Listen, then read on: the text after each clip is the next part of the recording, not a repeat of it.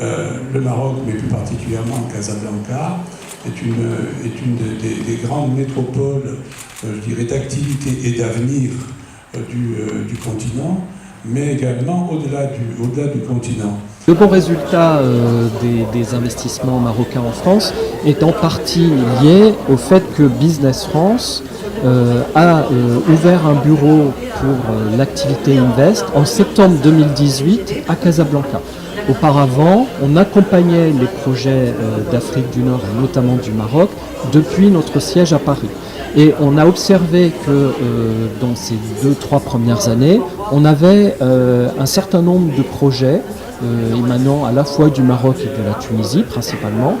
Et donc on s'est dit, c'est peut-être le moment de venir directement se rapprocher des porteurs de projets, des dirigeants, et notamment au Maroc, où Business France n'était pas présent directement. Les startups, on regarde avant tout des startups qui ont évidemment une technologie innovante, qui peuvent être susceptibles de s'internationaliser. Ça, c'est un point important. C'est pas juste d'approcher des startups, mais c'est de voir en quoi ça a du sens pour elles de s'internationaliser, et puis peut-être de se développer en particulier dans un écosystème French Tech. On a également une autre cible de dirigeants qui sont les groupes et les PME exportatrices dans différents secteurs, que ce soit industriel, agroalimentaire ou encore dans la santé. Quels sont les secteurs les plus porteurs ? Alors les plus porteurs, on va dire, c'est d'une part tout ce qui touche au développement logiciel. Il y a beaucoup de très bonnes compétences au Maroc, que ce soit dans tout ce qui touche à l'intelligence artificielle, au big data ou tout ce qui touche au cloud d'une manière générale. Et puis on a beaucoup d'entreprises marocaines également dans le domaine des services.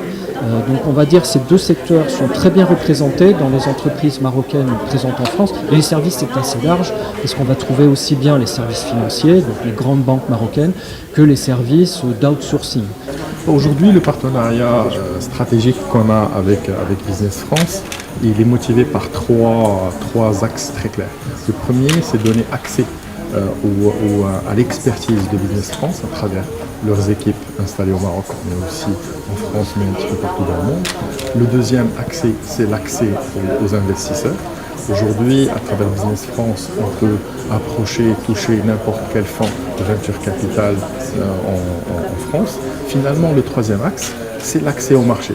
En sachant que la France, c'est le deuxième marché d'importance en Europe, et un marché avec lequel le Maroc a déjà des liens très solides sur lesquels on peut capitaliser. Les startups marocaines ou les startups africaines ne déménagent pas en France. Ils développent leur présence en France pour attaquer le marché français et européen, attirer les investisseurs français et européens, et aussi bénéficier de l'expertise, de l'innovation qui est présente en France et en Europe.